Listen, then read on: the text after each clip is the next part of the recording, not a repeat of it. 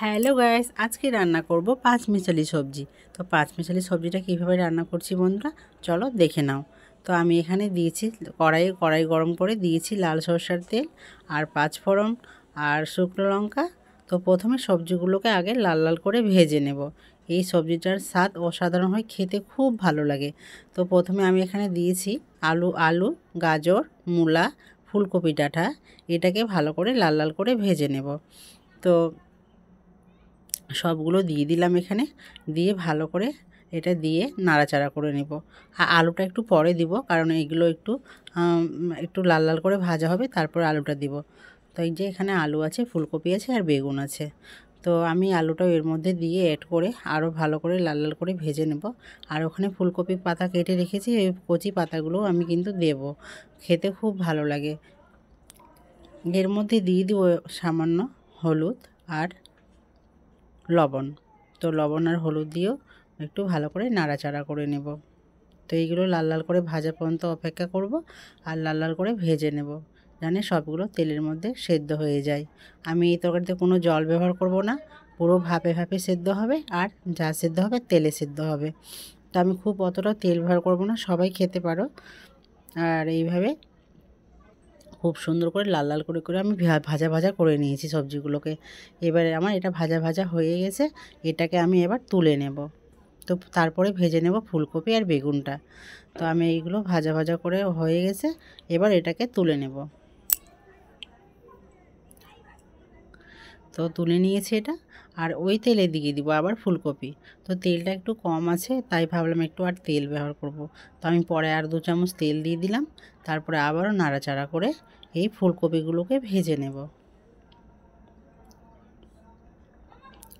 তো ফুলকপিগুলো এইভাবে করে কাটতে হবে, খুব ছোট ছোট করে কাটলে ফুলকপিগুলো ভেঙে যাবে, সবজিতে খুঁজে পাওয়া যাবে না, তাই একটু আমি ডুমো ডুমো করে কেটেছি।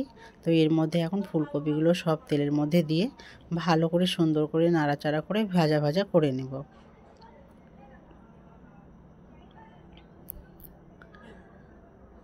তারপরে ঢাকা দিয়ে দিলাম। ঢাকা দিয়ে ফুলকপিগুলো লাল লাল হয়ে আসার পর আমি সব সবজিগুলো একসাথে অ্যাড করে দিয়েছি। ফুলকপিটা আর ভেজে তুলে নেয়নি, ওই ফুলকপি লাল লাল ভাজা হওয়ার অবস্থায় আমি এই সবজিগুলোকে দিয়ে দিয়েছি।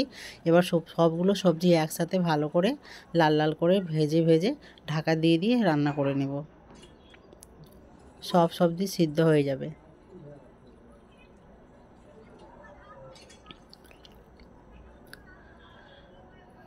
তো বারবার করে ভালো করে নাড়াচাড়া করে বারবার করে ঢাকা দিয়ে দিয়ে কিন্তু সিদ্ধ করে নেবে। এক ফোঁটাও কিন্তু জল ইউজ করব না, এখানে জল ব্যবহার করব না।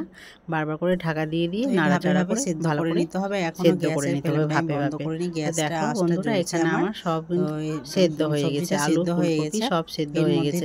আর এর মধ্যে আমি বাটা মশলা ইউজ করব না, এখানে দেব ভাজা মশলা। তো ভাজা মশলাটা আমি কিভাবে করেছি এরপর ভিডিও আমি দিয়ে দেব। মানে সবজি এখানে সব ভাজা মশলা আছে, ভাজা মশলাটার স্বাদ খুব ভালো লাগে সবজিতে ব্যবহার করে। ভালো ভাজা মশলা দিয়ে সবজি রান্না করে এর স্বাদ দ্বিগুণ বেড়ে যায়। আর এই শীতের সবজি মানে খেতে খুব ভালো লাগে। এই ভাজা মশলাটা 2-3 চামচ এখানে আমি ভাজা মশলার মধ্যে অনেক ভাজা মশলা দিয়ে দেব। মশলা আছে যার স্বাদ আমি গ্যাসটা এখনো বন্ধ করিনি, গ্যাসটা কিন্তু লোয়ে আছে। আর সব মশলা দিয়ে আবারও ভালো করে আমি নাড়াচাড়া করে নিব। ঝাল হবে সব মশলাগুলো আমি মানে দিয়ে দিলাম 3-4 চামচ মশলা, আবার নাড়াচাড়া করে নিতে হবে। এইভাবে করে বাড়িতে বানিয়ে খাও, খুব ভালো লাগবে। বানিয়ে দেখো এইভাবে করে বাড়িতে, আর টেস্ট করে দেখবে। এটা রুটি, ভাত, পরোটা সবকিছুর সাথে খেতে খুব ভালো লাগে। ভাজা ভাজা করেছি মানে স্পেশালি রুটি আর পরোটার সাথে, ভাতের সাথেও খেতে ভালো লাগে। আমি এটা ভাতের সাথেই খাবো, আর রাত্রে যেটা বাজবে সেটা রুটির সাথে খাবো। আমার কিন্তু এই সবজিটা খুব পছন্দ। আর কার কার পছন্দ বন্ধুরা কমেন্ট করো কিন্তু। সবজির মধ্যে আর কেমন হয়েছে এটাও কমেন্ট করে জানাবে। আমার তো খুব ভালো লাগে, আর খুব সুন্দর করে রান্না হয়ে গেছে, খুব সুন্দর করে আমি মানে সেদ্ধ করে দিয়েছি, আর এক ফোঁটাও জল দেয়নি। এই সবজিটাতে জল একদম চলবে না। তোমরা এইভাবে তো আবারও ঢাকা দিয়ে দিবে, যাতে মশলাটা যেন সবজির গায়ে লেগে যায় ভালোভাবে, সবজির ভিতরে ঢুকে যায়। তো আমি গ্যাসটা এই যে এখনো জ্বলছে, আমার একদম লয়ে আছে, আর ভাবে ভাবে কিন্তু সিদ্ধ হচ্ছে। এটা লো ফ্লেমে রান্না করতে হবে, নাহলে সব সবজি জ্বলে যাবে। বন্ধ করে দিলাম, তো আমি এখানে গ্যাসটা বন্ধ করে দিলাম।